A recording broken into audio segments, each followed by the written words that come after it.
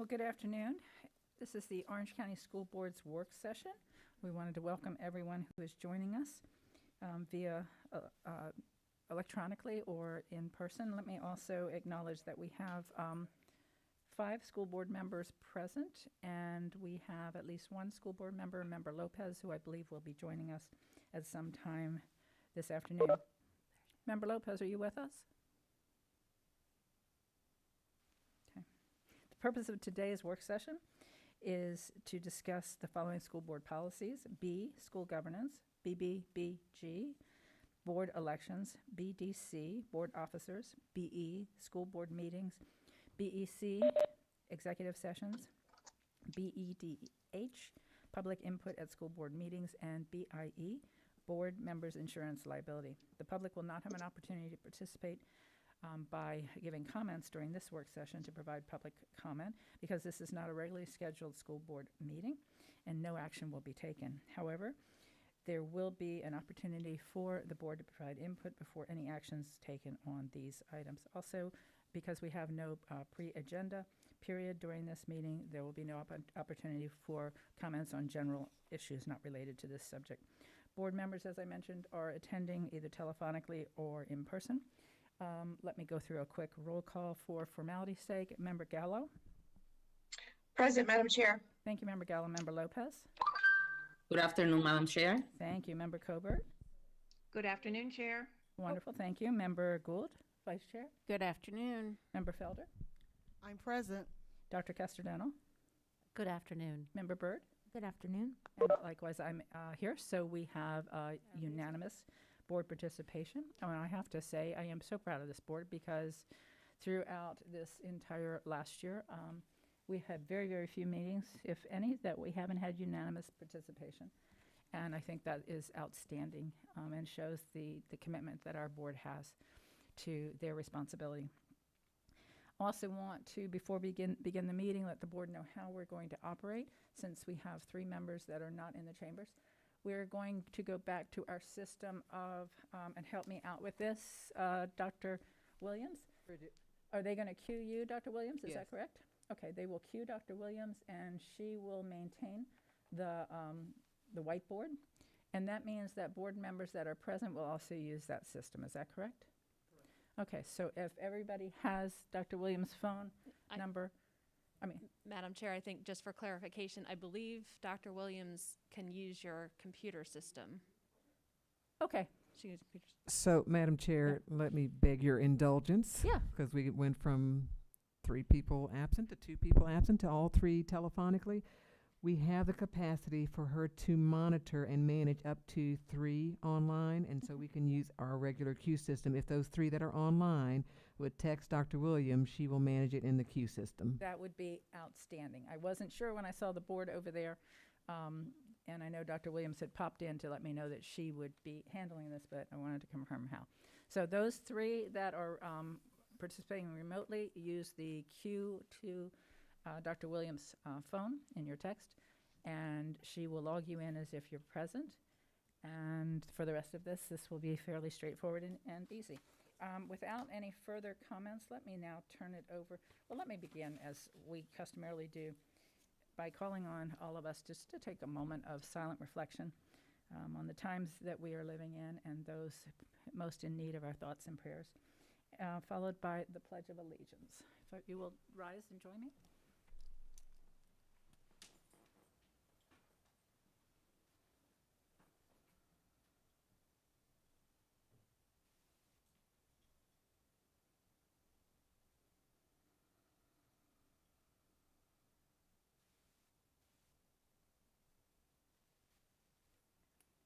Allegiance to the flag of the United States of America and to the republic for which it stands, one nation, under God, indivisible, with liberty and justice for all.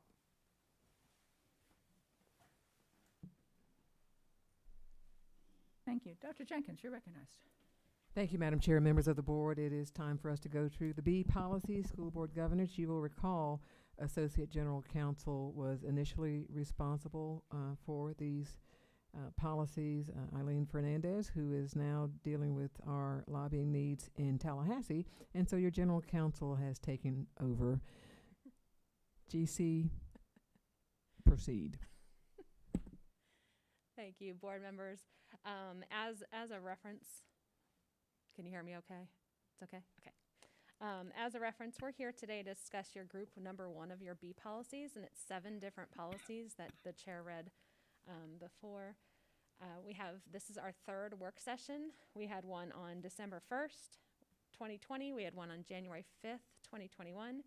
And today, we have taken all of your comments and input and put them into this red line draft. And earlier today, I did send you all an email, and we uploaded this most recent draft in here. There are no substantive changes from what was posted before, but we've fixed the formatting and the spacing to make it a little bit easier for you.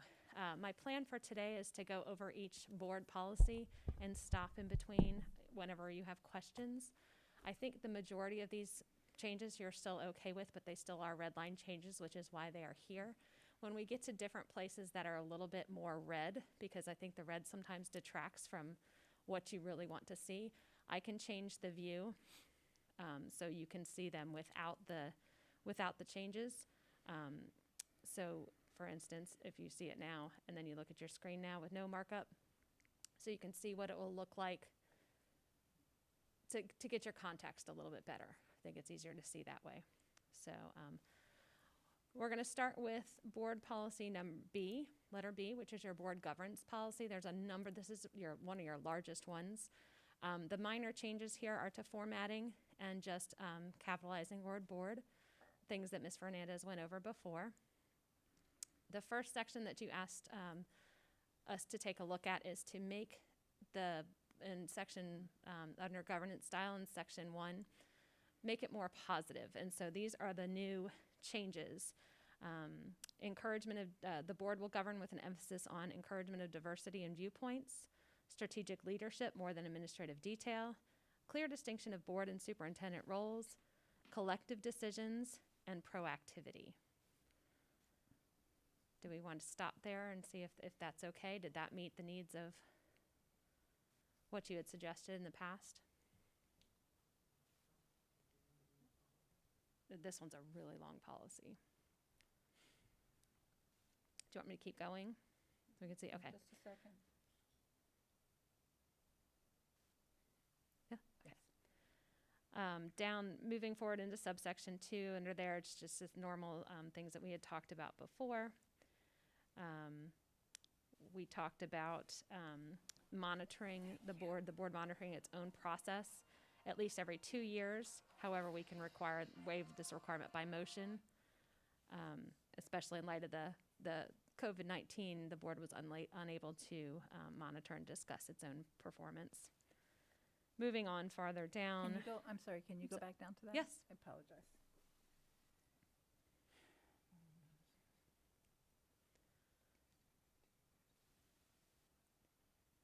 So we were talking about having board retreats, and you wanted to have them annually, or at least every 2 years we talked about. And so this way, you have it's actually written into policy where you can, gauge your own performance. Great. No, thank you. Okay. Moving down farther, with job description, just the standard capitalizing the board so it's consistent throughout our policies. Taking away we had little lines in between each one just to make it easier for the public to read. Moving on to the chair's role, I believe we discussed that at the last meeting. Changed everything from chairperson to chair, and just to make it a little more clear and making sure the terminology was consistent.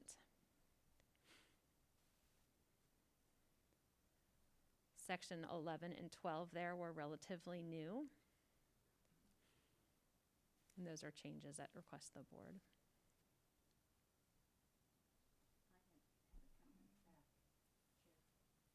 Yes, member Gould, Vice Chair Gould. Sorry that it got ahead. It's not on this. It was on the annual retreat. Okay. I may recall differently, but I thought we had agreed on an annual retreat unless otherwise canceled instead of every 2 years. I can change it to annual.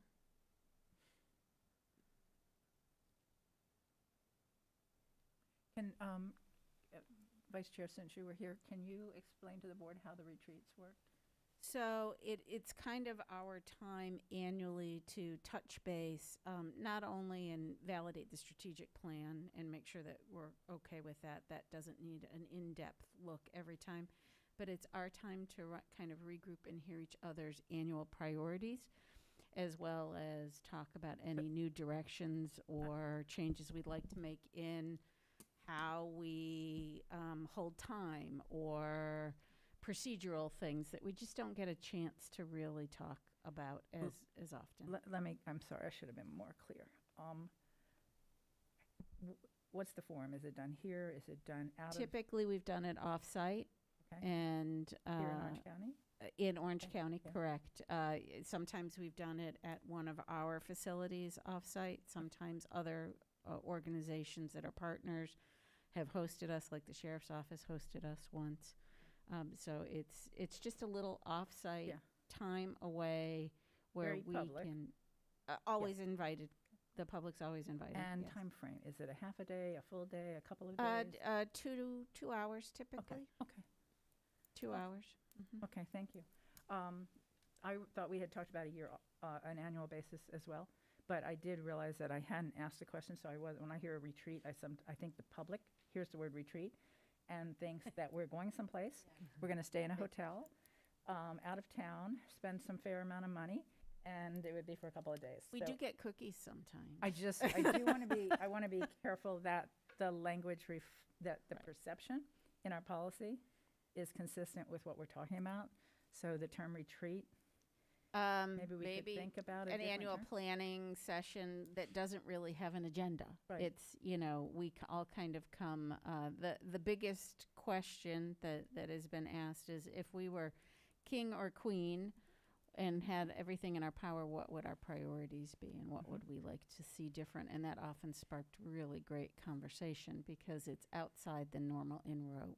Thank you. I'm going to call on Member Casterdown in a second.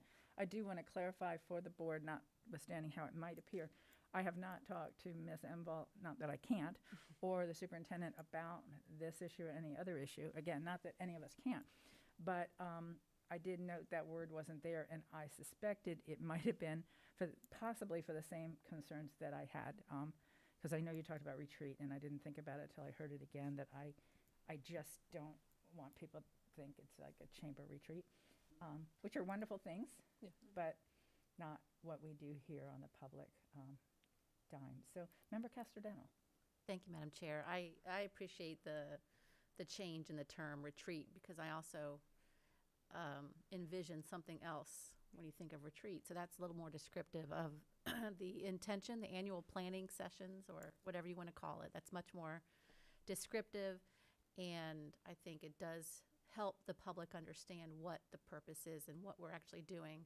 And I agree that I think an annual planning session would be better than the two. I mean, we have a turnover on the board. I think in terms of years, 1 year at a time, and what I can accomplish, and what I can focus on, and I think that makes sense to kind of check where we are more frequently. So I think annual would make more sense. Thank you, Member Casterdental. I completely agree. Dr. Jenkins, do you have any comment on this? I just had clarification of why it said at least every 2 years. So in a year that you're rebooting, remodeling your entire strategic plan, you have several planning sessions. And so it would not be necessary to then have an additional planning meeting on the year that you're doing your strategic plan. That only comes up every 3 or 4 years, so it's probably harmless to say annual. And if you say planning session rather than retreat, then you can easily mold it into those sessions where you're extensively looking at remodeling your strategic plan. Just wanted to clarify why I think it said every 2 years. And I like the change of not calling it a retreat because Yeah. it's only 2 to 3 hours. And it's not, And it's not remote. I mean, Not it's off our property, but it's not out of the city. Right. It's somewhere free of charge. free of charge. And unless we get into trouble, that was the City of Winter Park Police Department that let us use their beautiful facility Thank you. last time. And I believe that we have in here that we would have the opportunity for a waiver. Yes. So I think that covers us. And I would take the strategic planning to be that planning sessions. So I like this language, and I completely agree with Vice Chair and Member Castellano that annually should definitely be our goal unless there is some really extenuating circumstance. If there isn't any other feedback on this or disagreement, we'll move on. Okay. All right, I have made the changes on the red line, and I'm going to save this one as our one moving forward for a rule Great. development workshop. Thank So you. that way everything is all incorporated. And this is very helpful seeing it live, Mhm. by the way. All right, so moving down, you'll see that the colors that the changes that I made actually turned orange. So Mm-hmm. moving down. Blue and orange. There you go. Are you a gator? All right. I think we went down to, we are ready to start with board committee principles. The board committees, the formatting turned really strange, but when it looks clean, it says number section 1 and section 2. So we added a definition of board committees based on your feedback last time. And we talked about these board committees and what their expectations were, changed some words, assure to ensure, and there again capitalized the word board all the way through. And we also then added a provision that they shall operate in the sunshine in accordance with the Florida statutes. We already do, but it's always good to put that into policy. We changed the specific authority and added that there as well. With respect to the committee structure, we talked about last time the legislative and budget committee, adding those completely. We had at the bottom before, your red line before said that you had legislative, communication, budget, and policy. And the discussion last time was that you have a minimum of a legislative and budget committee for sure. And those changes, I think, were just a formatting to that particular section. Do we want to have discussion about that? Member Castellano, and then Vice Chair. Thank you, Madam Chair. I appreciate the spelling out what's involved in those committees. I have a question about the Budget Committee. The Budget Committee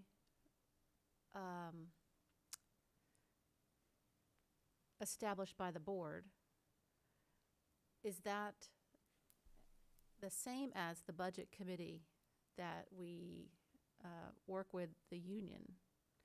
And do we then follow a different set of standards or rules because it's part of the CTA contract? I'll take that one. Member, Madam Chair.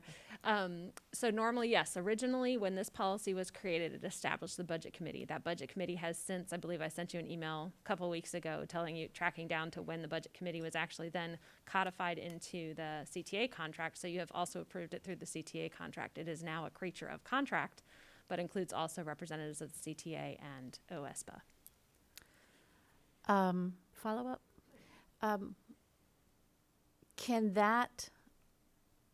Is there a reference in our policy to refer to the CTA contract where there is more information about the budget committee or any other rules? So we could add a reference in there. The issue is that the CTA and the OSPA contract may change, which would then trigger a change to your policy as well. I can add language into the policy here if you want to say that, something like the bargaining contracts may have further information or something that would be, your policies want to be super broad and not Right. really specific. So if you want to incorporate something into policy that they are a creature of contract, but then if the contract changes, you have to change it, so. Well, without that information, though, it sounds like we set the rules of the committee unilaterally, the way this is written, and it's not how it's set. It's actually enacted. So I think there should be some kind of clarifying reference, even though I don't see the contract giving up that budget committee anytime soon. So I don't see a problem. Maybe you could put a, a asterisk, I don't know. Dr. Jenkins, did you want to opine? Yeah, so I don't want to bring bargaining information to this group, but I wouldn't think that your last statement is their recent stance on keeping that committee. So we will be able to brief you as they've made some proposals. Could not hear you completely. I'm sorry. You said Okay. that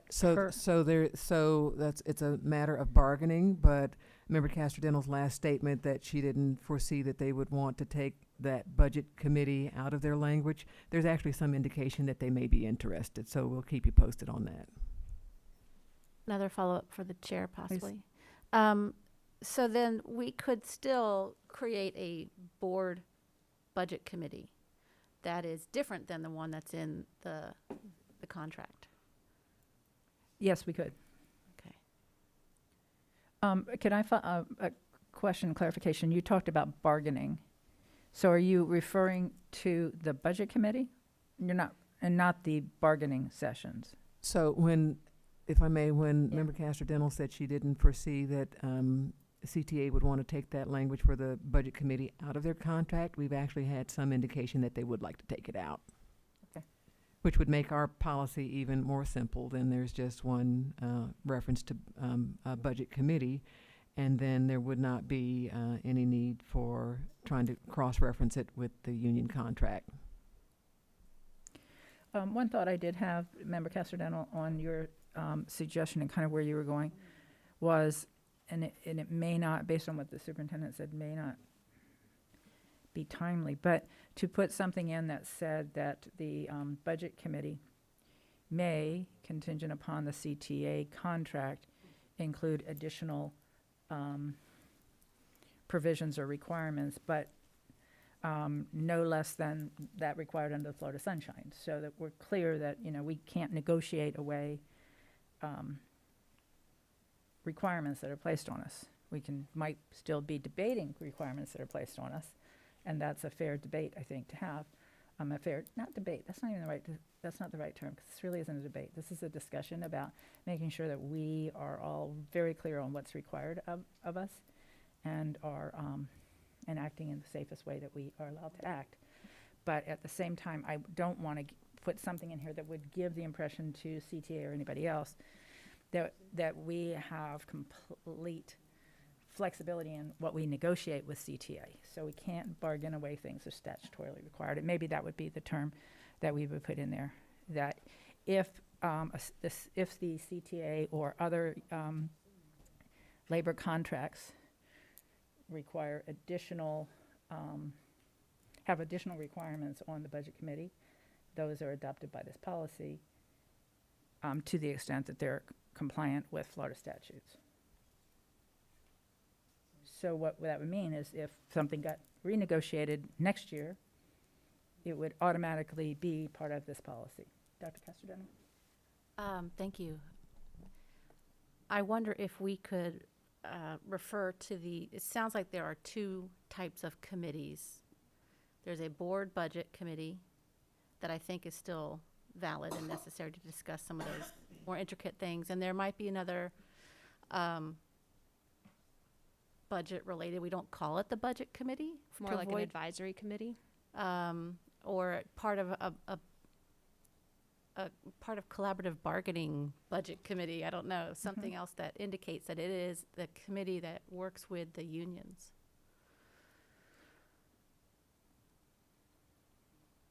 Dr. I'm sorry, Dr. Jenkins? Yes, so, Member Castro-Dental, I don't know that by policy we can insist that the union participate in an established budget committee. They're looking at a different framework, and it's my understanding more of a collective bargaining rather than the collaborative model. And so we have a proposal that was passed across that is under discussion now. I think they have a different preference. So I don't know. So I guess the question is, can you, by policy, imply what collective bargaining needs to include if they don't want to participate in the budget committee any longer? Okay, so then then we're back to where I thought we were originally. That we can still establish a budget committee that doesn't involve CTA. Okay. And the concern, and I think I think I understand you, and I think it's a valid concern.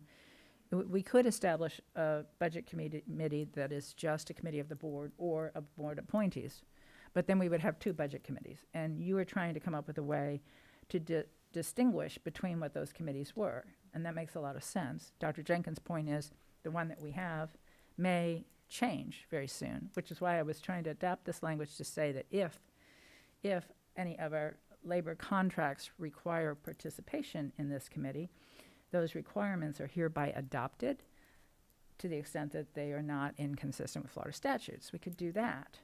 And that means that this may or may not doesn't address the fact that we could have two. So I think maybe the better thing, we would keep this with the name it is, and maybe at a future point in time, nothing in here prohibits the board from establishing another committee. Right. So we could potentially, 2 or 3 months down the road, or 2 or 3 weeks or whatever, without a policy change, establish another committee. And I would suggest that maybe the easier thing to do would be to change the name of that committee, right? Right. Because if we call this something having to do with bargaining or labor relations, and that goes away, we have a policy that requires us to have something we don't have. So that, I think that I'm kind of more comfortable with that approach, and it still leaves us the option open to do what Right. you're discussing, which I think is an option we should have. Thank you. Anything further? Let's take some more input from other board members. Yeah, I just wanted to make sure that we understood they can operate differently, separately with different purposes, and I didn't want them to get conflated into this policy. Absolutely. Good discussion and good points. Vice Chair. I'll comment on that. That wasn't what I was pushing my button for, but I think here less is more, and defining it in the way that you just described it, Chair, opens up our ability to flex and have committees where we need them and want them without being in conflict with anything we may negotiate in joint committees anywhere. One of the things that I realized that when we talked about this kind of annual work session is that maybe we need to put items that might be part of that annual review, such as a touch base on the strategic plan, which could be a full dive or just a, yep, we're still operating under that and it makes sense. Committee structures, because that's the time, communications is what I'm going to use that as an example. Communications is one of those committees that kind of comes in and out of play depending on if we're coming up on a referendum, depending on if there is a major legislative issue that we feel there needs to be broad education about internally, externally, and even for us. So maybe some of that descriptor language, not all encompassing, but ideas like, so that as the board changes, they know some of the things that's that opportunity to revisit, board protocols, committee structures, et cetera. Okay. Ms. Enville? And I think I'm hearing you say that it wouldn't say you must do this, but examples of issues or agenda items could include such as, I think would be a great way to do that. Because as we were all new here and we were saying what exactly were you doing at that would give some foundation. And I really, really, really strive not to put too much detail, as much as right now what I want to do is say that the board shall adopt an agenda for the work session, before the work session, or before the planning session, and we'll do this and that. And I'm like, no, just don't go there. That's in our operating, but not in our policy. So I like your approach of keeping it broad in terms of things that might occur. Anything further, Vice Chair? No. All right, let's go to Member Gallo. Member Gallo, you're recognized. Thank you, Madam Chair.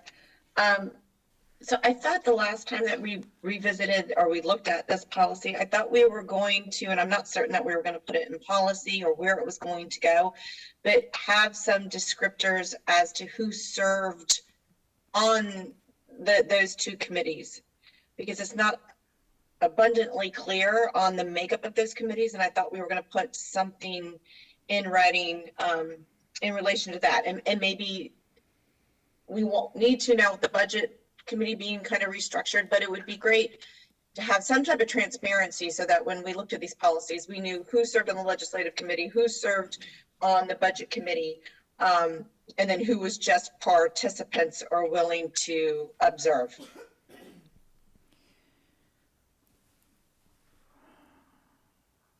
I'm waiting for anybody to jump in here with guidance. My memory is certainly not perfect. Dr. Jenkins? So I think the intention of the actual board committees is different from advisory committees that I believe were addressed earlier. The notion of budget committees is actually dividing up board members to work on particular topics. So there are 2 or 3 board members essentially in the past on 2 or 3 different committees, and then staff certainly support the work of those committees and bring information. But these particular committee structures were board members dividing up some of the work and some of the priorities to be looked at. And the understanding was always when a board committee is meeting, every board member could actually attend and listen in or participate if they wanted to, unlike budget committee, which got so complicated over time. So in general, these committees were, when I think of legislative and communication committee and policy committee, they were to be divvied up, board members actually serving in those entities, and then other board members being able to attend, certainly if they were able to on their schedules. Some concentrated work, and then bringing that work back to the full board. That's our recollection of past practice, except for the ever-famous budget committee. Member Gallo, did that help at all? Thank you, Madam Chair. I'm still curious as to where that's spelled out. So if, for example, and I understand the budget committee is a different entity amongst itself, but like the legislative committee or the communications committee, if there's only certain board members that serve on those committees, well, we take input from all board members. How do we determine which board members sit on those committees? When is that determined? Is it determined every 2 years? Is it determined every year? I would just like to see some more descriptors that was just a little bit more clear and transparent as we look at these committees, because I, as a school board member, get confused. And I'm the chair of the legislative committee, so it begs the question, if I'm confused, I would think that others may be as well. Okay, so I hear what you're saying. You're not asking us, I thought you were originally suggesting that we put which board members serve in the policy. You're not. You're suggesting that the policy reflect how the decisions are made about who serves on each committee. I believe that's done on an annual basis, Dr. Jenkins, isn't that correct? And it's done at a board meeting. And Dr. Jenkins, go ahead. Yeah, and the chair normally appoints someone to chair each of those committees and sometimes seeks out volunteers who want to serve in an area of their interest. That's been the past practice. And I thought, I could be wrong, but I thought this policy addressed that. But if it does, we just haven't gotten there yet. Okay, because I So- think that's important that the policy spell Yes. out how the committees are created and who. So let's go to that, Member Gallo, and then we'll come back after we've gone through the rest of this, come back to see if that addresses your questions. Does that work for Thank you? you, Madam Chair. And do you Yes, have it does. Thank any you. other issues at this point, Member Gallo, before we move on? That's all I have. Thank you. Okay, good. We'll come back to this. Thank you. Sorry, we haven't gotten there yet. So in section 3, we added that language specifically. Board committees shall be created by motion of the board. As such time as a committee is formed, the board shall establish the purpose of the committee, the number of members who will serve on the committee, who will appoint the members to the committee, and the length of time the committee will exist. And maybe it's every single time. Maybe I should add in the purpose of the board committee. So on the board committee, so make it clear that it's different from like an advisory committee. Thank you. I think the one thing that Member Gallo mentioned, it does say the length of time the committee exists, but some committees are standing committees, legislative committee. But I do think, and maybe this is the legislative committee adopts this internally, or it's a part of the policy, that a committee membership and chair shall be reappointed each on an annual basis. I think that's not in this. This is kind of the initial creation. Would make it consistent, Dr. Jenkins, with what you just described and what I thought we have been doing. But as Member Gallo points out, we've been doing it, but it's not documented anywhere what we're doing. Member Gallo, while we're on this, would including the language that I mentioned, that we would also, the purpose of the committee, all of this would be on here, as well as the timeframe for reappointing board or committee members and chairs will be established. So it's either established by each board, Dr. Jenkins, or it's established by, each committee, or it's established by this board now in this policy, which I think is where Member Gallo was going. Member Gallo? Yes, that's correct, Madam Okay. Chair. Okay. Member Vice Chair Gould? So one of the things that I like all the changes that were just suggested. I don't want it to become too constraining because we are a small group and that is our time to be able to discuss certain items. And for legislative committee, for example, I think there has been a presumption that we would all serve and we make what meetings that we can. And if there is a particular initiative that may need like some wordsmithing or some investigation, sometimes a couple of board members will break off, do that investigation, have that discussion, again, publicly noticed, and then bring it back to the group to figure it out. So I just caution that we don't become too restrictive with the language in this, because I think it's important, since we all have very dynamic constituents that we represent, and there's different hot buttons for different communities, that we don't get precluded from a committee accidentally. Understood. The one thing I don't see on here, Ms. Enval, is the issue of an annual reappointment of committee members and chairs. And I don't think it needs to say much more than that. Formed.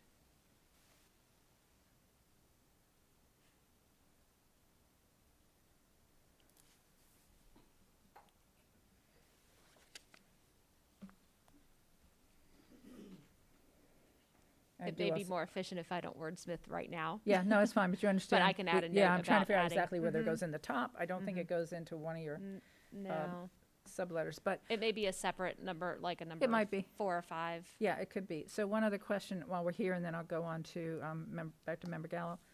The issue of Cove, and maybe it's addressed later, but Cove is a committee created by the board. No question about that. But it's not a committee of the board, from the standpoint of the board doesn't serve on that committee, if that's the right terminology. And the way this is described when we talk about the board may create committees, I remember at the last meeting, there being a couple things that didn't align with how Cove operates and how this policy reads. Is that addressed?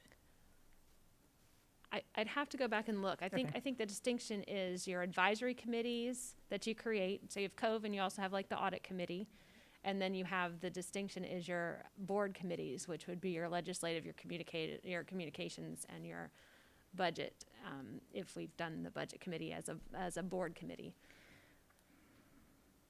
So I think maybe that's the distinction in those. I don't think in above if we delineated between advisory committee and board committee, and maybe that's the distinction that needs to be made. I think we absolutely have to do that, because I'm reading this and I do not read that these board committees don't include advisory committees. Because a board committee, for instance, the audit committee, is used to support the work of the board. It reinforces the wholeness of the board's job. it's not intended to interfere with the the direct delegation of authority. So I think that fits under that. So if we're going to distinguish an advisory committee as a committee of experts that we appoint versus a board committee includes board members, it's kind of like a subcommittee of the board, actually, as opposed to a board committee. That's what it really is. It really It's is a subcommittee of the board. Mm-hmm. So Maybe that that's how we terminology, distinguish maybe it. that would be the distinction. Yeah. And then that brings us to the issue of, do we address advisory committees in here? I think we have another policy. I would have to Okay. search through our policies that specifically is on our advisory committees. Okay, And let's so we'd have to make take a look at sure- that in conjunction with this or separately from it Okay. to make revisions that Okay, might need to be this made may there. take us a little bit longer, but I think it's extremely important that we have Mhm. that clear before we go a step further Mhm. with this policy anyway. All right, let me call on Member Gallo.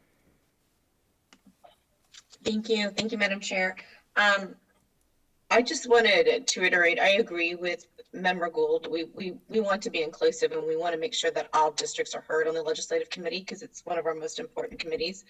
But as you mentioned, I just think that it's important that we put in writing what we're already doing. So that's really my only request. Things that we're currently doing, that they're in writing and in policy for us to use. It could be vague. I don't want it to be over prescriptive, but I just want something in policy that will lead the next board or the people that come behind us in that direction and not be confusing. Thank you, Member Gallo. I think the only hesitancy to put on there that all board members will serve on a board committee would be that you might have a situation where maybe two board members, due to other personal time constraints, other issues, may just not be able to participate, and now your quorum is based on 8, when you really only have 6 that can attend. And so I think from a quorum standpoint, that would be a problem. I think that the possibility of maybe including language that all board members are eligible to serve on board committees would be a possibility, but I still think on an annual basis we should decide so that we are never in a situation where maybe we have 100% of the people that wanted to serve are at the meeting, but they don't represent a quorum. Okay, Member Castor-Dental. Thank you, Madam Chair. I was looking at the policy language there under number 3. And is that where we should put that the chair appoints the chairs of the subcommittee?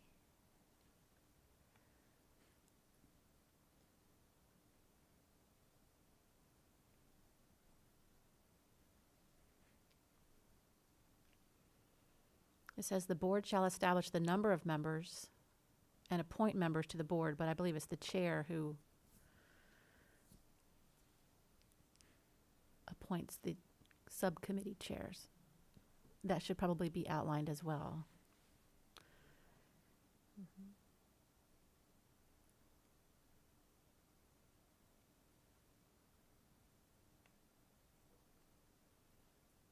You may need an E, 3E on that That's what one. I'm thinking.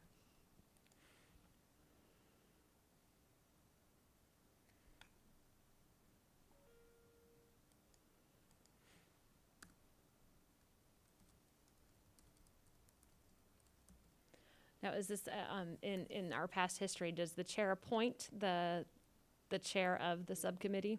Okay.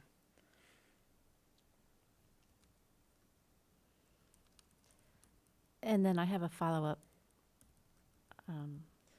as well. I'll make some more changes. I'll Yeah. draft it a little bit later. Thank It's you. going to take a little bit more time, but I'll just put a couple notes in there. I wonder if it would be helpful to define in here what are the different types of committee, where you write down an advisory committee that consists of experts, or like our medical advisory committee, and then what the board subcommittees look like, just to define them so that they're clear, and maybe what a joint committee looks like, where we're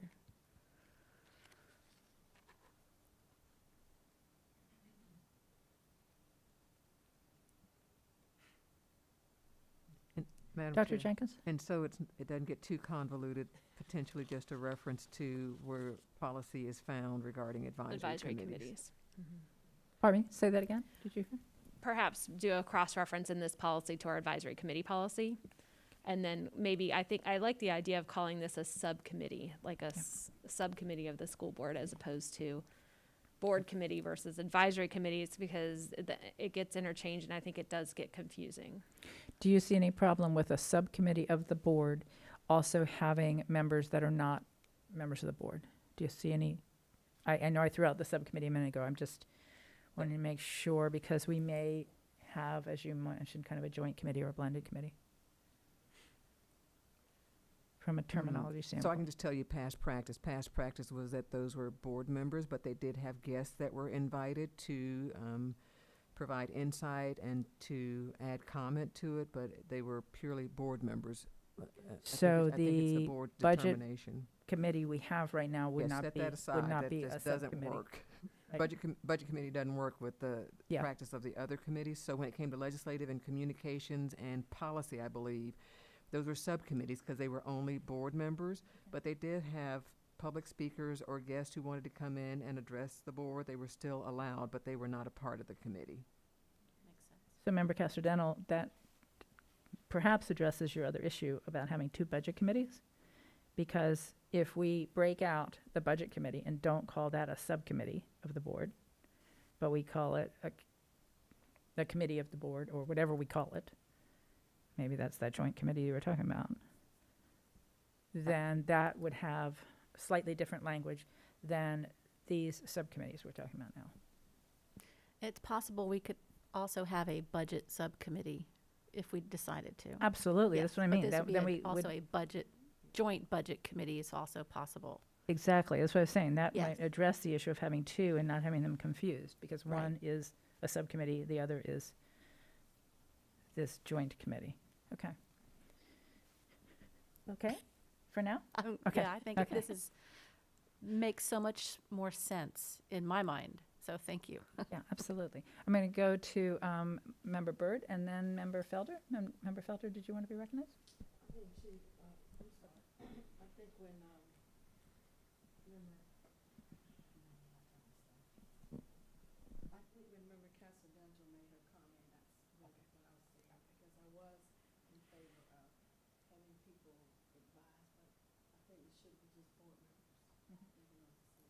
Okay. Okay, thank you. Member Byrd? Yeah, I'm still just a little bit confused, only because of the number one says, whether or not board members serve on the committee. The way Dr. Jenkins just explained it, these committees and this policy are talking about just board members, correct? Good catch, Member Byrd. We need to change this language. So as we get to, so when you come to this policy and anew, what you will see is a structure of a committee, of a subcommittee structure, and then a committee structure that's created by the board may or may not include board members. So we'd have two parts, but the legislative, the communications, what's the other one? Policy would all be subcommittees. Does that make sense? Yeah. But this doesn't work with But everybody. I think too, what confuses me is, and I've always kind of been a little confused on this anyway, is just why advisory committees are different. I'm trying to understand that. Like, why is it, if it says a committee is a board committee, only if its existence and charge come from the board and its work is intended to support the board. Well, I feel like our mental health committee, our medical advisory committee, all of those were put together to support our job up here. So I'm trying to understand why those are in a separate place in our policies and not just in this one policy. Like, why is the advisory different from the committees, board committees? I agree with you wholeheartedly, honestly, because I feel like those committees fit under here and felt like they were under here. And that we have these standing committees, but we can also have additional committees. And I thought that's what we were creating with the mental health. Right. I did too. But it now is a little more clear to me that we have three different kind of makeups of committees. One where we have lots of outside experts and we may or may not serve. One where it's only us and we might hear from outside experts. And one, like we have right now currently with the budget, where by virtue of our union contracts, labor contracts, we've agreed to have a joint committee, your suggestion there. And that joint committee, each one might have slightly different rules and protocols. For instance, the subcommittees, we as a board every year will at least once in the year say, I think that's usually November, December, everybody want to serve, who wants to serve, who's going to be chair. And that's for the next year. That wouldn't be the same with the Mental Health Commission. We're not going to pull them back together every year and say, we're going to reappoint everybody, we're going to change the chair, So I do think that having, and the same thing applies with the joint committee, that's not going to necessarily follow the same procedural guidelines that the subcommittees. So I think if we had this defined so that you could see those three, it wouldn't be as confusing as it's been to me all along. And as you just pointed out, because I've tried to fit everything under this, and I keep going, Cove doesn't fit under this, and Mental Health Commission's not fitting under this. So, And I think the distinction therein lies. I believe, and from what I understand, I wasn't here when this policy was adopted in 2008, I believe.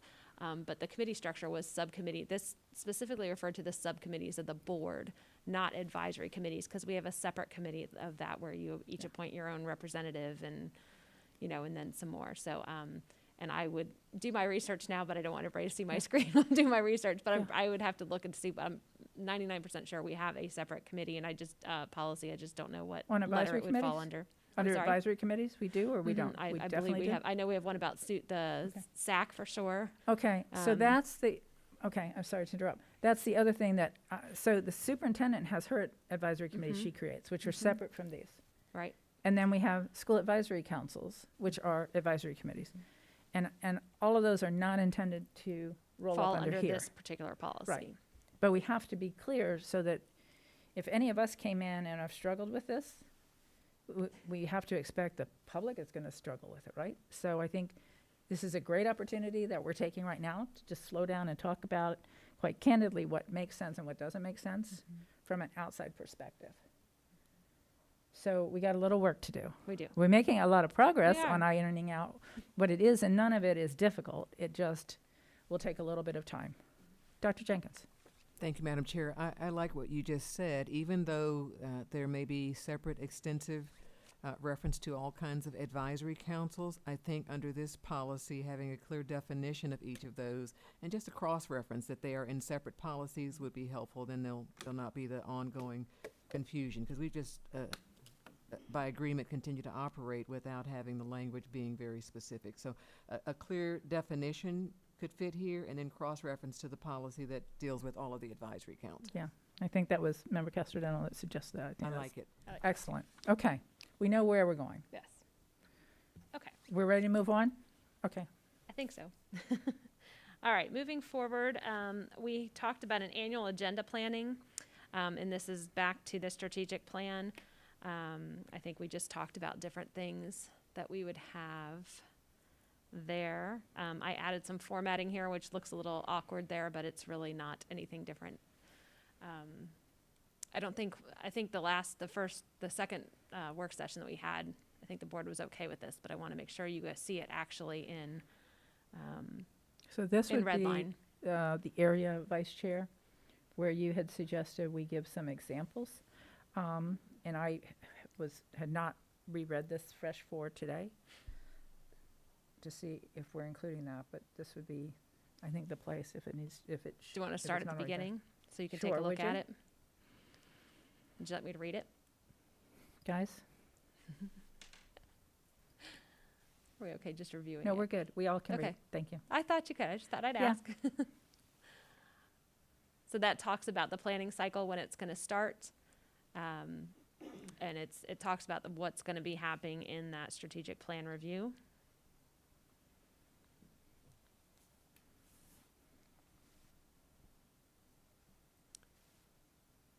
So that if you'd go back up a Mhm. little bit, where it says scheduled, you might want to put in topics may include. Like a separate section, you think? Well, it says to review of data, discussions, and presentations, so I think it would just insert in there, annual board operations, committees.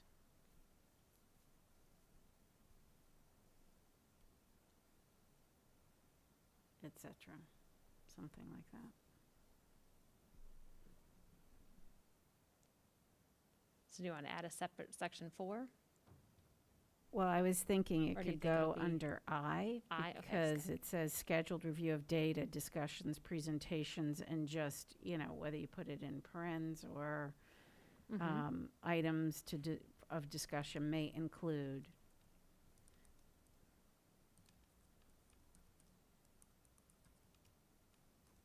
Committees, procedures, etc.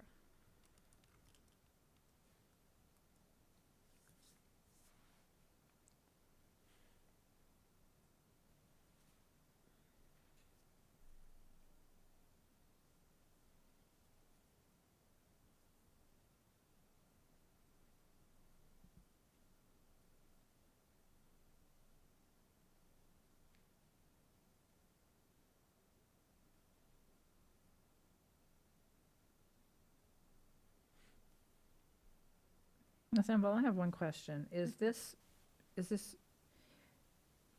this originally intended to be kind of the execution of board policy B2E?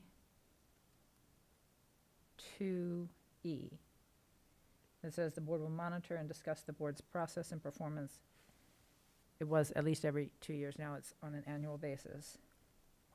With the annual planning agenda? Yeah. Is that what you're talking about for your annual? Yeah, is your the annual planning agenda the same as the review of our processes and priorities, and are they one and the same? I believe they're connected. I believe that's why this is a separate Okay. subsection of that.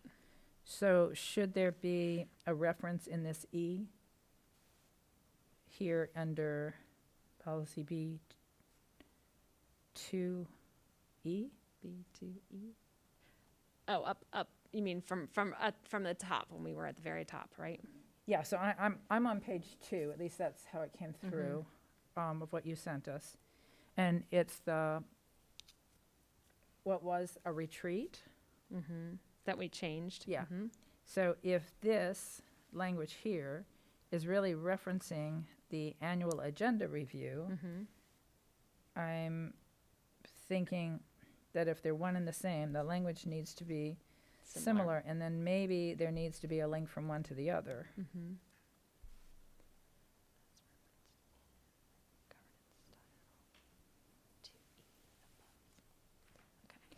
It looks to me like this annual agenda planning is a little bit more defined and somewhat different. Yeah, I do.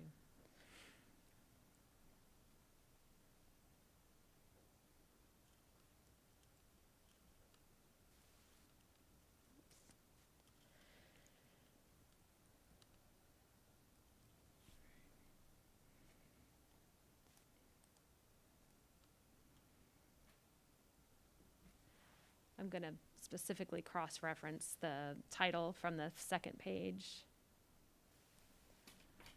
Ideally, all of our subtitles and all of our policies should be sectioned. I would love to redo the formatting of all of these, and that will come when we have our policy review, because to me, it's very confusing to have different titles within your policy and you don't know what they are. So you'll say, scroll down to the 6th page and look at where it says title number governance style. To me, it's easier to have Roman numeral 2, subsection A, subsection B. Absolutely. And I would like all of our policies to follow that same formatting. So that's what's confusing with this. I think it would be much easier to say, go back up to subsection 1 and do that, so. Okay. But that's gonna be a major overhaul of our policies that, I'm hoping maybe I can get a legal Yeah. intern to help us with that. I think that's an So- excellent idea. But yeah, so that's my, Yeah. I have an overall vision for our policies, and that's what one of them includes. Good, okay. So I will go ahead and add that cross-reference language just Okay. so we have it now. Yeah. And know that bringing forward, I want to do a whole formatting overview of all of our policies, which is, And Vice Chair, if you wouldn't mind taking on the responsibility, once that's done, of really looking at it and see if it marries up with the way the board is operated and your advice. And obviously, at the end of the day, the board will make a decision, but I think it would be helpful to us to have your I'd be direct happy input on that. Thank you.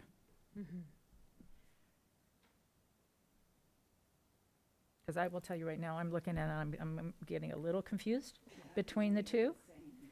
And so, yes, yeah, one person who has a lot of history on this, focused on it, would be helpful.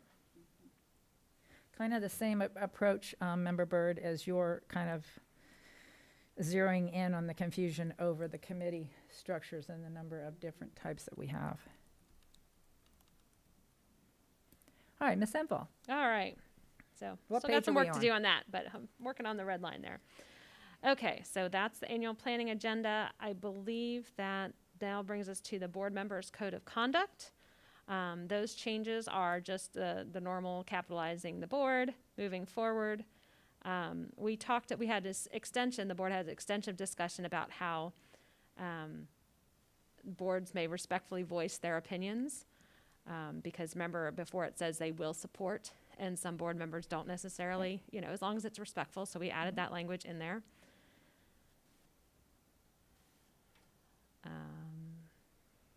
And then board, moving down forward, those are just chairs and boards terminology changes. Next is the process for addressing board member violations.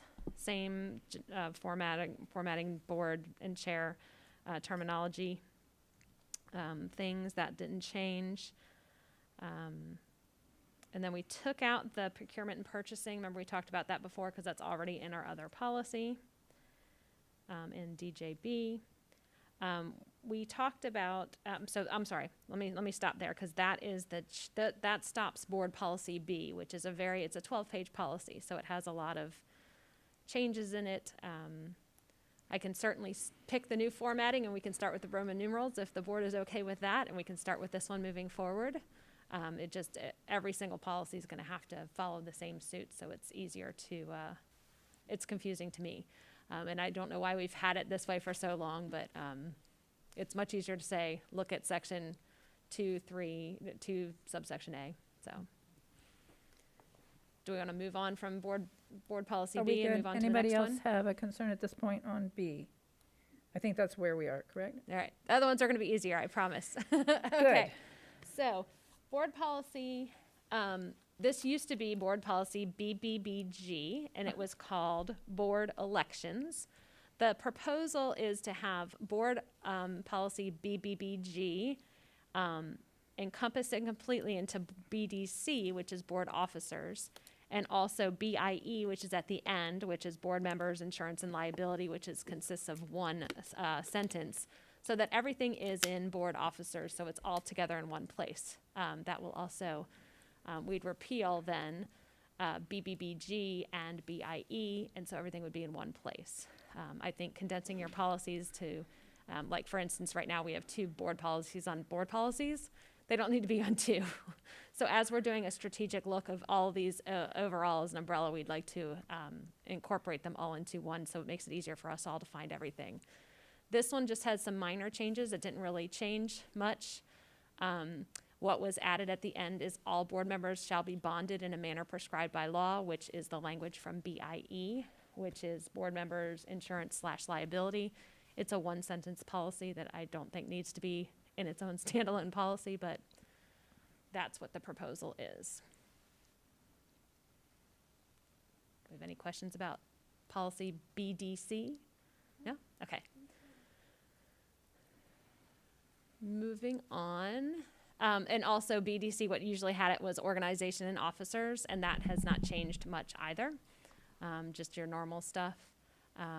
We talked about specifically about adding in the event the chair is absent or unable to fulfill the chair's role, the vice chair shall have the duties and authority of the chair. And then we talked about if the vacancy occurs in the vice chair, then we shall elect a vice chair at the next regular or special meeting. These are things that we talked about before so that you know who's going to serve in the next thing.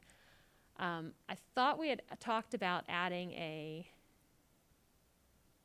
the past vice chair We did. as the second. I don't see that in this language. Was that earlier? So Yeah, it we- should be in here. Yeah, it did. We were going to automatically revert to the Yep. prior Yep. vice chair. Yep. And then potentially, I thought we saw it too. And then to the prior vice chair. Yes. It's what? It was in the policy here before? Yeah, actually, yeah, it was before you already had gone past that. I know.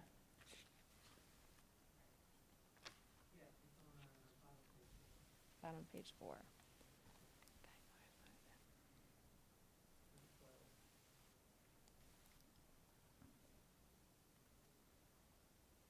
There we go. So do we want to just copy and paste it into the other policy? So this is in your B policy, governance. And then it was board officers, and under the chair's role.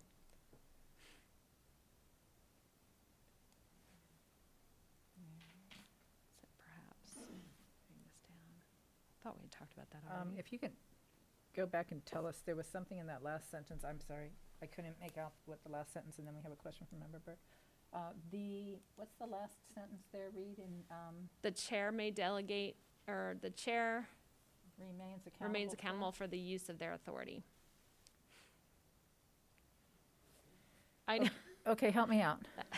Okay, I love you guys, don't get me wrong.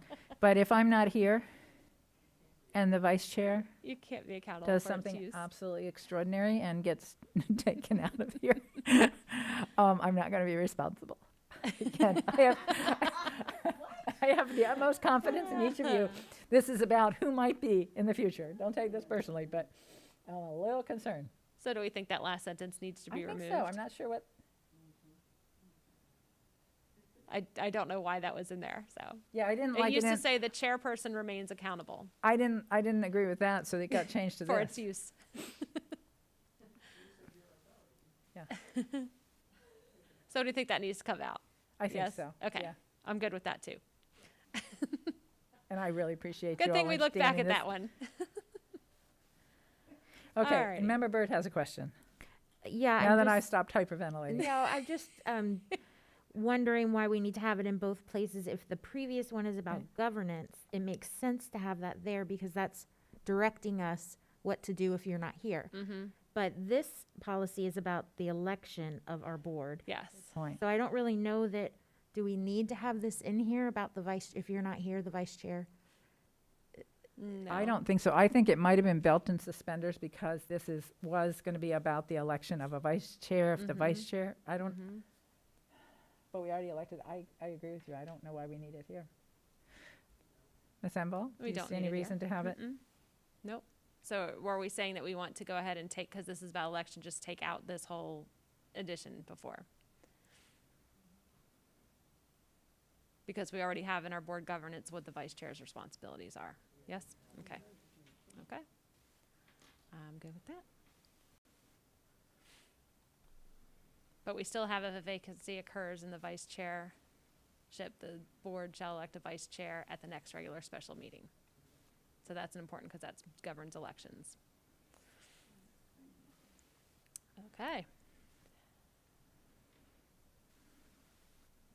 So we're good with that. Are we going to move on?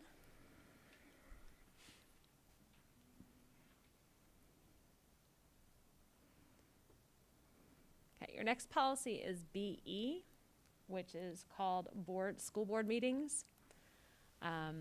We talked about just making those minor changes to terminology. We talked about the place of meetings, has the rules of order.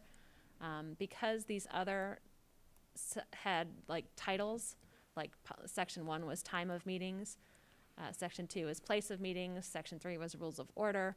I added a title for copies of agenda on 4 and proposed agenda on 5, talking about when the proposed agenda should be 7 days prior to a regularly scheduled meeting.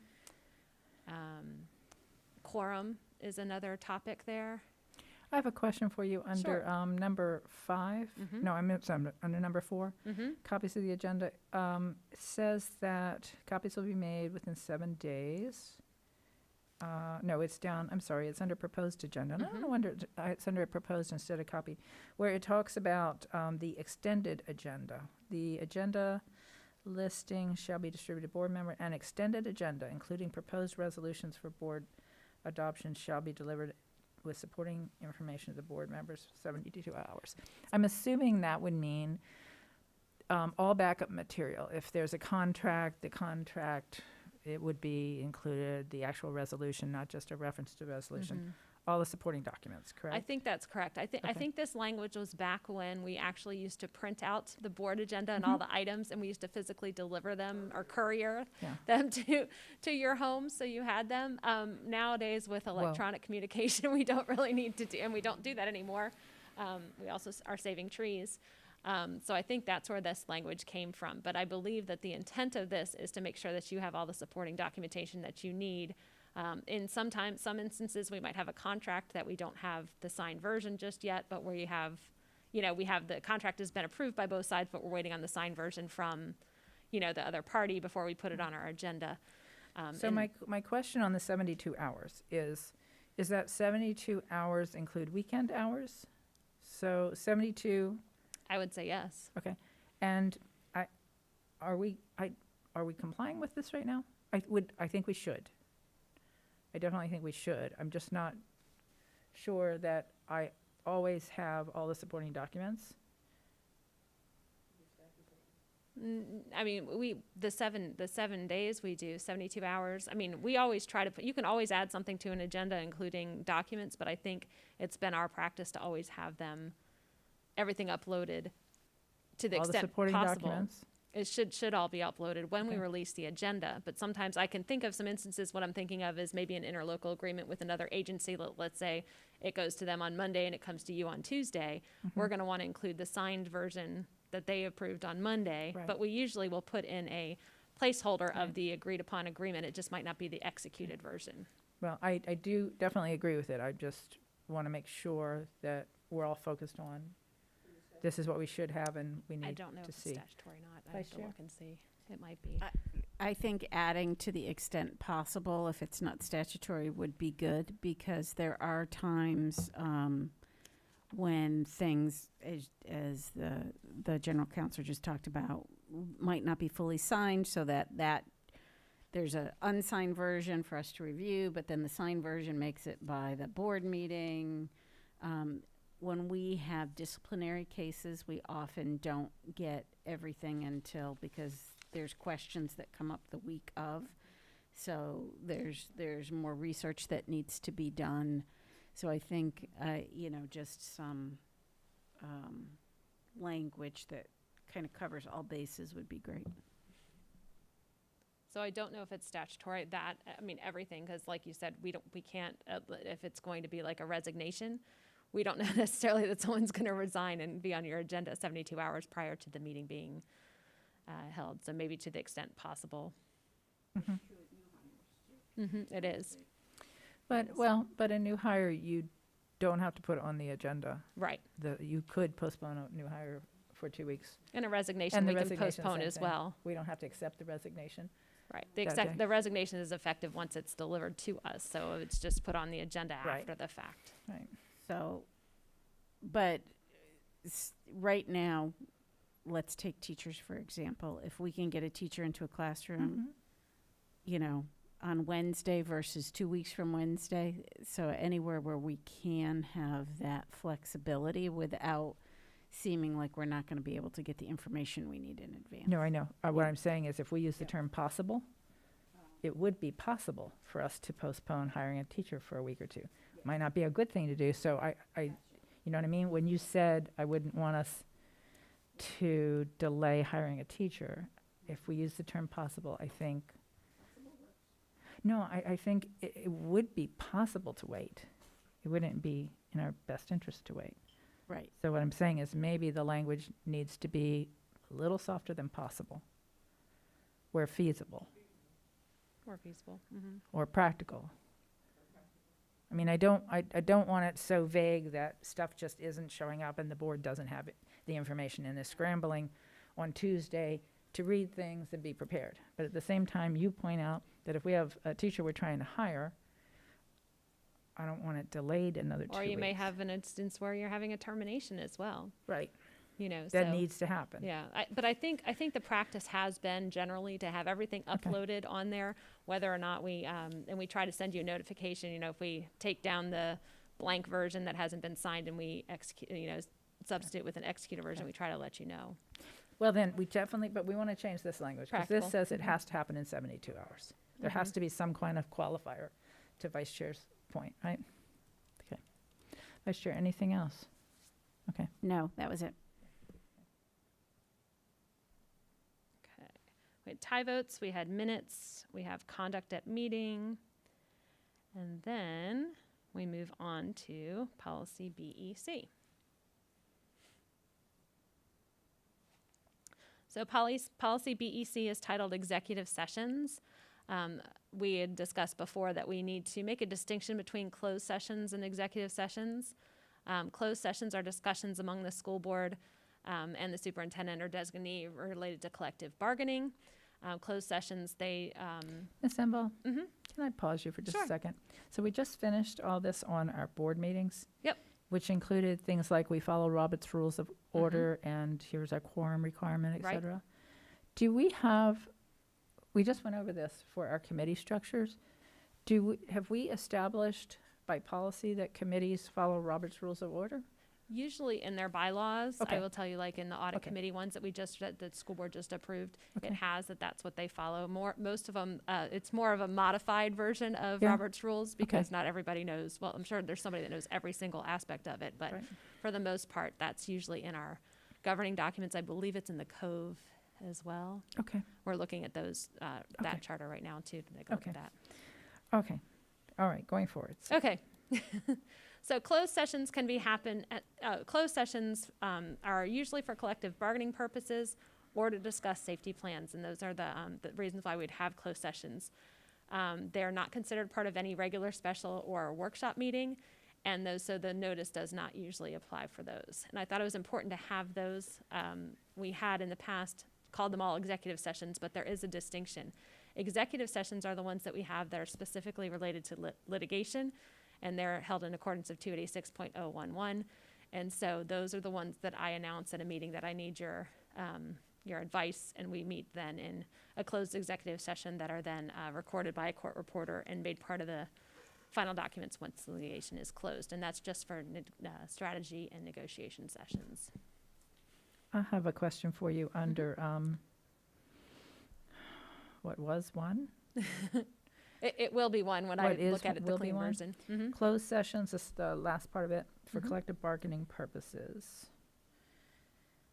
May be called by the chair or the superintendent. It doesn't say that, but it may be called. I may call it the superintendent. And then it goes on, and I think the intent of this, or by the superintendent upon the direction of 4 board members. As I believe the intent of that is that I may, if I choose to, the superintendent may, should she choose to. Or if 4 members direct the superintendent to, I think it shall be called, not may be called. Mhm. Is that clear with the board members? I think if 4 members say we're having one, we're having one. I think that was the intent of it. And the may in front of me and the superintendent suggests to me that it's still, So the chair can call them by themselves, call a closed I session. may. The superintendent I don't may have call. to. Yeah, right, I may. right. The superintendent can. Or the superintendent are upon the direction of 4 board members. So I think there's three entities that The can problem call I'm having those. is the first one is a may, it's my option. The second one Mhm. is may, the superintendent's option. The third one is if 4 members direct, I don't think it's a may anymore. That's a shall. Right. So I think we We need can to, change that. No, I think that was just I don't know where those conversations came from. I think you need to make it a may, the superintendent, the chair or the superintendent may. By So the chair direction of and four or the- members of the board, it shall be called as opposed to may be called. Okay. And Madam Yeah. Chair, and the reason I was asking if it was statutory because 4 is not a majority. The chair still it's not. prevails Right. in the event of a tie. So why it would say 4 unless there's something in statute. Well, Not, that- not that I'm aware And Dr. of. Jenkins, I didn't know I don't mean you, but the previous board came up with the 4, or maybe it was 4 when there were 7, and nobody has subsequently changed it. Could be. When I looked at this, I thought it should be 5. Yeah, Yeah. because 4 is not a majority. No, it's not. And Nope. what I'm accustomed to is the chair being able to call something, superintendent being able to call something, or the majority of the board members, if they're It not should happy be with you 5. or Yep. me for not calling it, Yep. they get to override and insist. It should be 5. Okay. So let's do this upon the direction And then we'll turn it into the superintendent shall Yep. call it if you all direct her to. of 5 school board Obviously, I'm members. saying you all because if I agree with you, I'll just do it. And I can't imagine us ever being in that situation, but I think that's good, just good governance.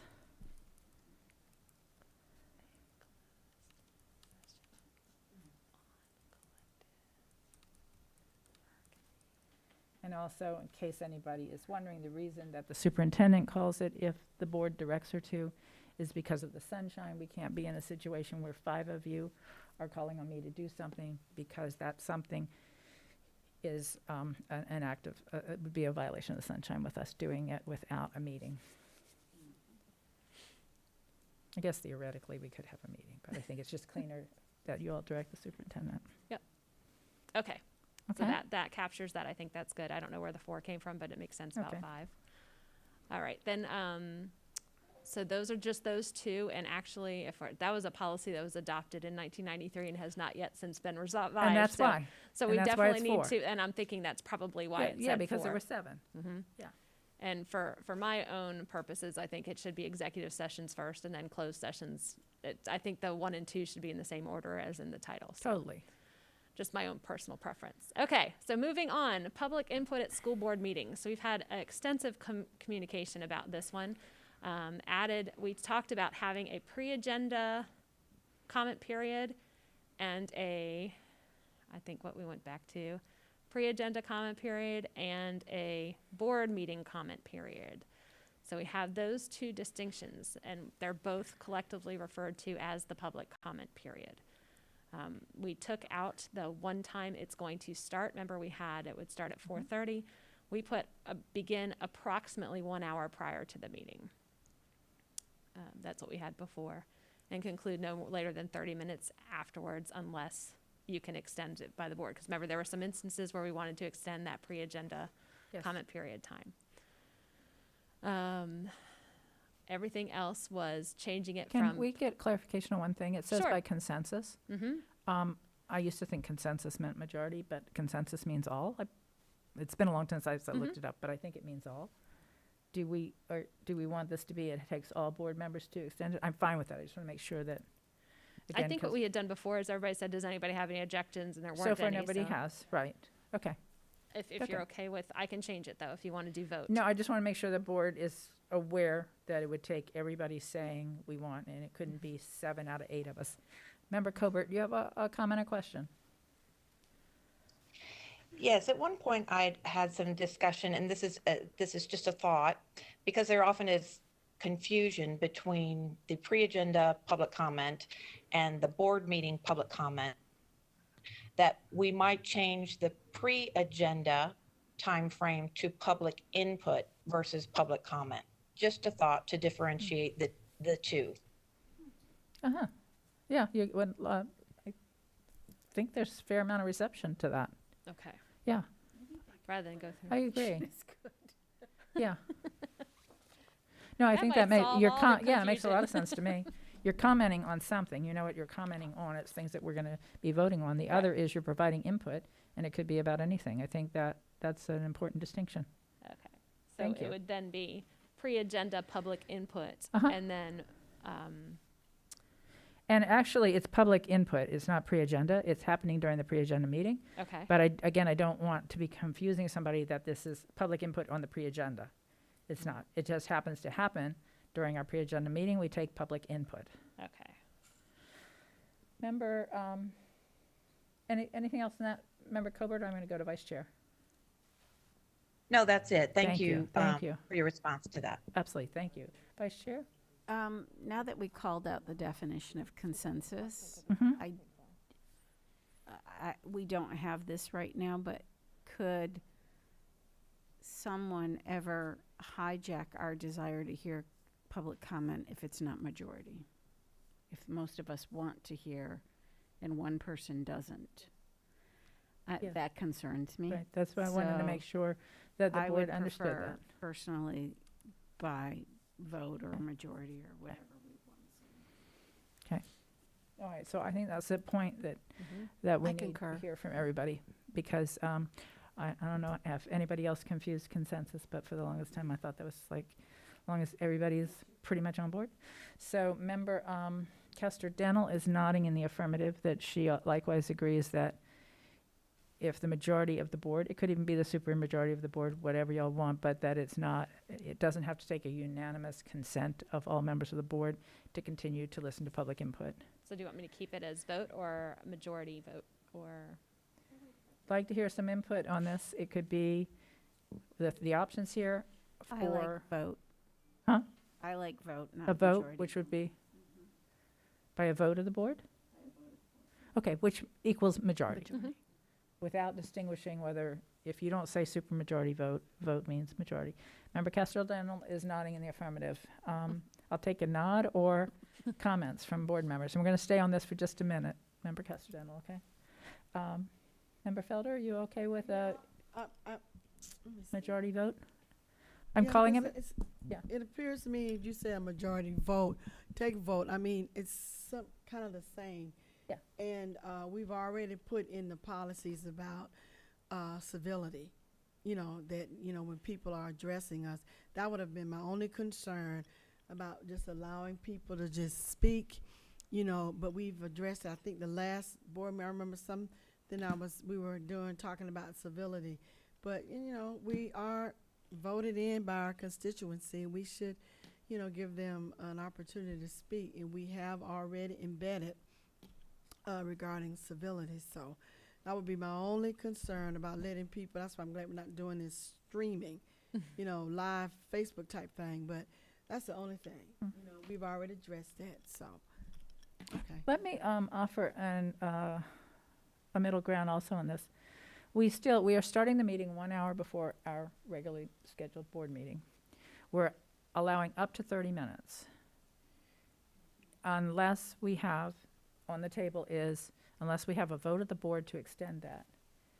How would the board feel about, unless we have a vote of the board to extend that, so long as the public comment is concluded before the regularly scheduled meeting is scheduled to begin? So that brackets an hour of public input. And again, this is on non-agenda topics, things we're not voting on. I like that because it is then meets the expectation of starting the board meeting when we said we would start the board meeting. And for those that are in queue to comment on board discussion and board agenda for that night, then are not kind of the redheaded stepchildren Right. of what's going on that Right, night. that's kind of what I was thinking. Mhm. It does seem we've extended this opportunity to talk about anything under the sun, and yet we have something that is time sensitive that has to be addressed tonight, and somebody is sitting on hold waiting because we've extended the time frame for 2 or 3 hours. So, okay, so that time frame would end at least as soon as the regularly scheduled meeting is scheduled to begin. That will still put us a few minutes behind because we'll do our pre-agenda and probably take a 5-minute break. So we could theoretically be 10 minutes late starting our next meeting. Food for thought. I'll take any input on that idea so that Ms. Enval knows where to go with that. Member Kester Dental, your thoughts? I agree with that because it allows extensive public comment. At the same time, we are respecting those who are here for the regularly scheduled meeting. And there are so many topics and presentations that are relying on a timely start. I think that's a great idea. Okay, if I don't hear objections from any board members, rather than polling everybody, I'm going to assume that there's a comfort level with that. Okay. And it may be in the course of public input that I may see that there's additional people and I may ask the board and we might do a vote that way. It might be that a board member, offers a motion. It could work either way. We'll just play it by ear, but then we know the confines around that. Okay. Member Casterdental, did you have anything else? I still have you queued up. Yes. Please. I guess I still get a little confused by the term pre-agenda meeting and what that consists of other than the public comment. So before the public comment, I believe what this board did was there was a pre-agenda meeting to go through the agenda to talk about if there were any things that needed to be pulled, so that kind of legwork was done in advance. So that's a very short meeting most of the time. The superintendent says, I'm asking that these things be pulled because we don't have all the paperwork in place, or a board member has asked for something to be pulled off of consent to discussion, or ask that we postpone it to a future meeting so more information can be gathered. So that gets all that. It doesn't make it official that those things are pulled, but it gives the board and any members of the public who are interested in what's going to be on the board's agenda an opportunity to say, oh, wait a minute, they might be changing something, and be a little bit more prepared at the meeting. So that's what was happening. And then along comes the public input and that concept. And then it was like, let's do this at the same time, during that same window of time, which is about an hour. I see. And is the pre-agenda meeting an official term? Yes. Okay. But there was discussion, I don't remember where we landed there. At one point it was defined, we were gonna have a public input meeting, then we were gonna have a pre-agenda meeting, and we had time frames. And I was a little concerned about that because if you set a time when you're gonna have an official meeting, you can't have it sooner, you can have it later. And so I wanted them just all in the same time frame. Between 4 and 5 o'clock, we will have a public input meeting or session and a pre-agenda meeting, all within that same time frame. I don't remember where we landed on this. We did, that's exactly right, because you can't have a meeting before, so Right. during that time certain, it might be an instance where you don't have anybody show up to provide Right. public input, so you want to go ahead and get started with your pre-agenda, Right. take the break as necessary, and then start your regularly Yeah. scheduled Say school we board get meeting. here at 4, or say the meeting's starting at 4:30 and our regular meeting's starting at 5:30. We are all here at 4:30, and now we have to walk in, nobody's here. We have to adjourn, we have to come back a half hour later. I wanted to just be able to just let us flow. Right. So, So you're still saying the pre-agenda is first? actually, No? The no. public input at pre-agenda would still be first. Public input would The be. public input. Mhm. Okay. We could do the other way around. Yeah. No, I think the only, just a question, yeah, I mean, if we did the pre-agenda first, we get that portion out of the way, then we take public input. If we say that we're going to adjourn the public input before, in time to conduct our meeting on time, we won't have the possibility that we're trying to cram our pre-agenda in there and get started. Yeah, Dr. Jenkins. So I understand that scenario. I think your pre-agenda is usually 5 minutes, 4 minutes, 3 minutes. So your start of your public input would be in flux. I suppose we'd say public input will start after the pre-agenda, which just fluctuates, and then people don't know when exactly to call in. What you can do is have a time certain. When you start with public input or public testimony, you can have a time certain. If you do your pre-agenda brief discussion, it's usually brief, but let's say there are 4 different committees that say, I do have a report, I'd like to talk about this, and it goes on for longer, then your public input starts 20 minutes later rather than 5 minutes later. And so I just think that would be in flux of when you start your public input, and folks just need to be on the call and on the phone and holding, because we never know when exactly the actual public input is going to start. So Well- I thought it was more rational to keep it in the other order, definite start time, and then at the end, you only need 3 or 4 minutes. Last time it was like 6 minutes, I think, for the actual discussion of anything to add to the agenda, anything to take off, any committee reports.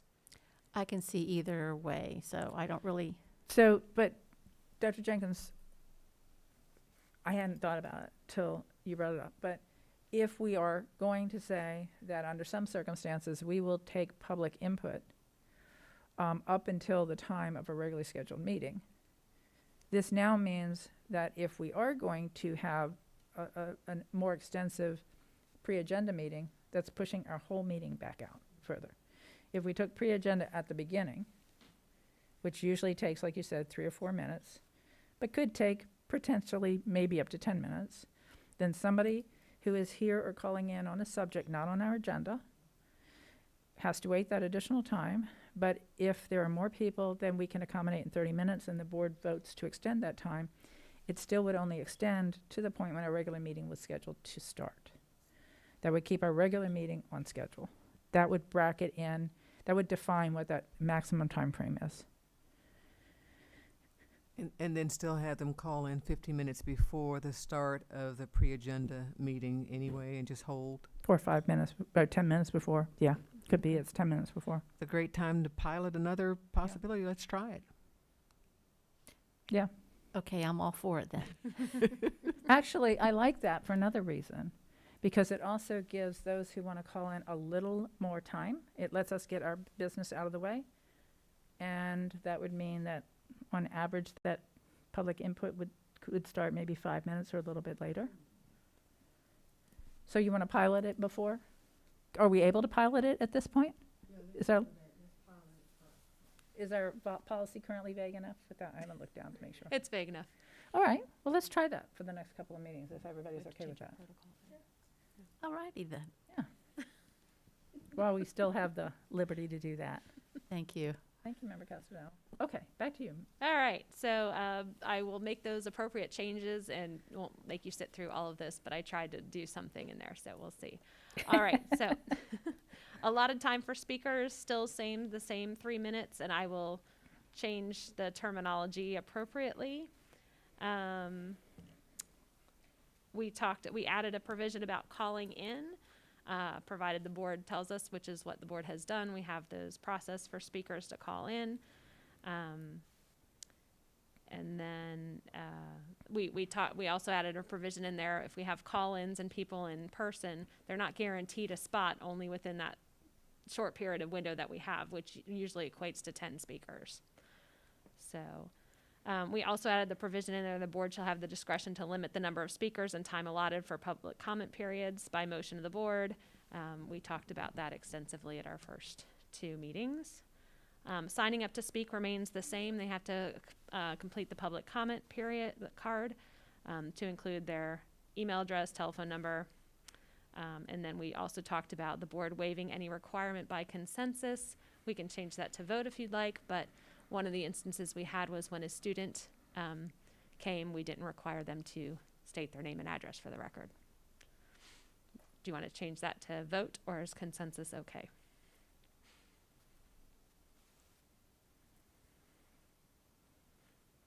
Consensus unanimous, vote majority.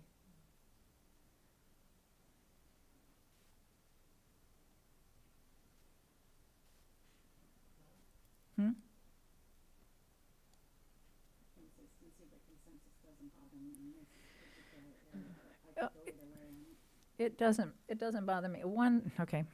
Subtle thing. One little advantage of consensus is it's a matter of me just saying, any objections? Boom, Right. we're done. As opposed to roll call vote. So if it's not a big deal one way or the other, I think consensus has value. I do think whoever it was that vice chair or that brought up the issue that maybe one member on the other issue could prevent people from being able to speak longer did get my attention that would be a risky move, but it's not what the board would intend. So if there's no objection, we'll go with consensus. All right, right, then moving on to germane topics, that's been the same. I will change the pre-agenda comment period. We'll change it to make those appropriate changes. Can I go back to the Yes. last issue just very quickly, just as a matter of kind of disclosing to the board Yes. how, as chair, I would probably operate? And that is that it would not, it's not my nature to just tell people, never mind, you don't need to give your name and address. I think there has to be a compelling reason. Certainly agree. I don't think that we want to put students in that situation if they feel vulnerable. But for the most part, adults, that unless they in the confidential status, I think they should be willing to give their name and address. So wouldn't be my nature to just say, let's just waive this. And so the way we've established it by consensus, it would probably be up to me to ask the question. Okay. And I think the other important part about that public, when someone signs up to speak, a lot of times you ask staff to follow up with that person, or you want to follow up with them. And if we don't have that information, it's difficult to capture after the fact. We did have a recent situation. I won't go into the details because it was a privileged presentation to the board, where an individual asked if they could present the information in writing. And I don't know what in my heart spoke to me and told me to deviate from what we would normally do. But in retrospect, I think that was the right decision, right? But I can't tell you why, because deviated from what I would normally do. But I just kind of felt that this was a really serious issue to one individual that needed to be dealt with differently. So I want to thank the rest of the board for kind of following that sixth sense. And I think at the end it was a good move. Ms. Enval? Okay. Moving on from germane topics, regular agenda items, speakers that want to address at the regular school board meeting, if they come to your public input time, we will let them know to come to the next regularly scheduled school board meeting to talk about that agenda item. Kept in the solicitations and procurement items, the quasi-judicial matters, student and employee discipline matters, and labor matters, since we have other avenues by which they can discuss those. Kept the code of civility in there. Ms. Enval? Yes. What do you do about the issue of sunshine or a statutory requirement that people be able to speak to anything on the agenda when we have our blacked out language that I'm reading in advance saying that they can't? So like we did before, I think maybe we need to make that clear in your script, and I can work on that with Ms. McGill. So I'm sorry, didn't you just cover that in what you were talking about just a I minute did, ago? yeah. Okay. So if there's someone who wants to come speak about an item that's on our agenda, so let's say it's a procurement award, that person does have the opportunity to speak. It's a statutorily protected right to speak before the board makes that decision. Our blackout period or no contact period that's in our policy doesn't specifically carve out that exception, and it probably should as well. But like we did before, if someone comes to speak about that, you heard the public comment because it's an item, they have the absolute right to speak on an item for the agenda.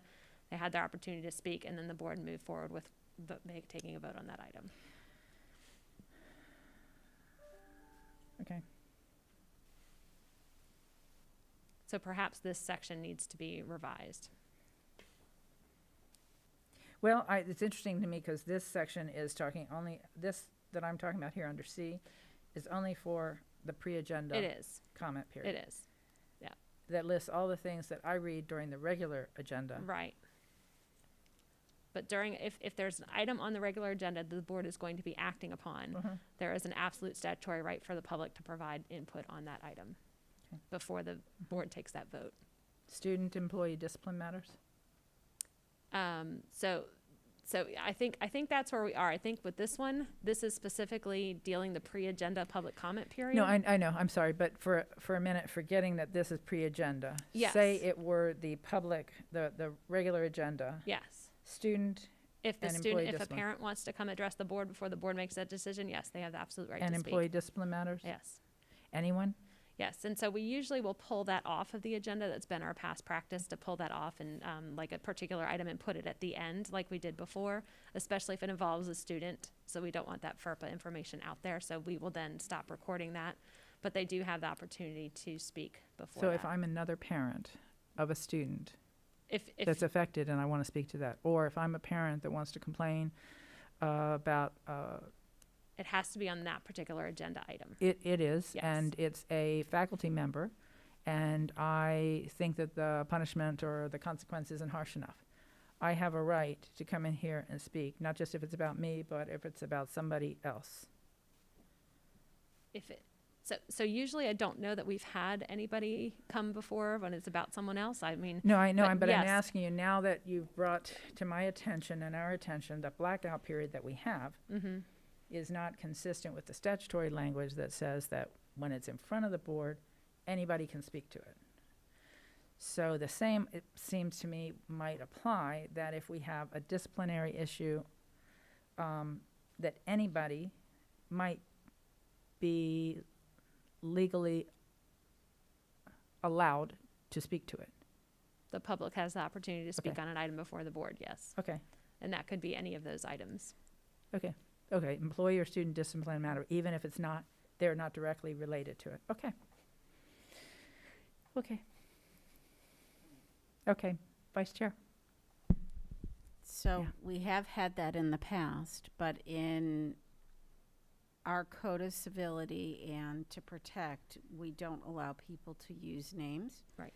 And often, if it is something pertinent to that agenda or a future agenda item, we've asked that person to either go to the superintendent or one of her designees to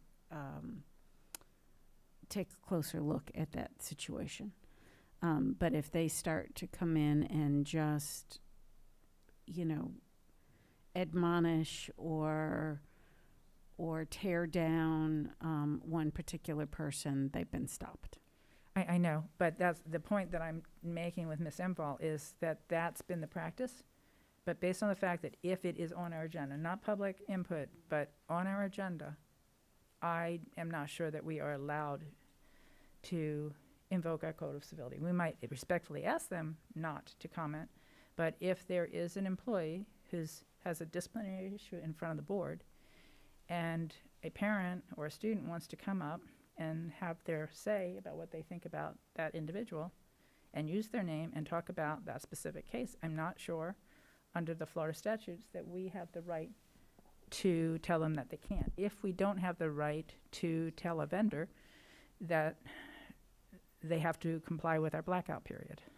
It's only, and we've had people step forward in the past in defense of someone. They did not necessarily know all of the details of a particular dismissal. And we had several people step up and try to give character references. But when somebody starts to,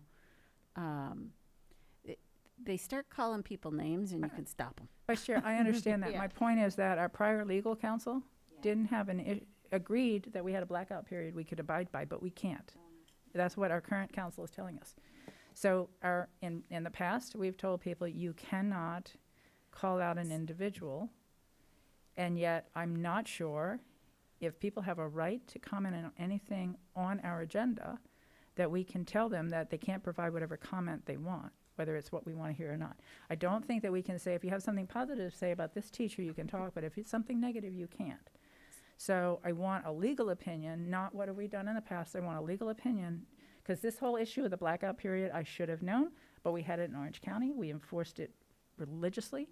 We've had it here, and it was only last week when I came in fully intending to, tell a vendor that they couldn't speak because they're in front of the board, and it was violation of a blackout period, when Ms. Emval pointed out that if it's on our agenda, statutorily, people have a right to come in and say whatever they want. And that's raised in my mind, if that applies to this, does that apply also to this? And I need a legal opinion from Ms. Enval so that in the future I know how to conduct the meeting. Not a personal opinion, not a how we done it in the past, but a legal opinion. Does that make sense? Much as we may not like it, I frankly didn't like it last week.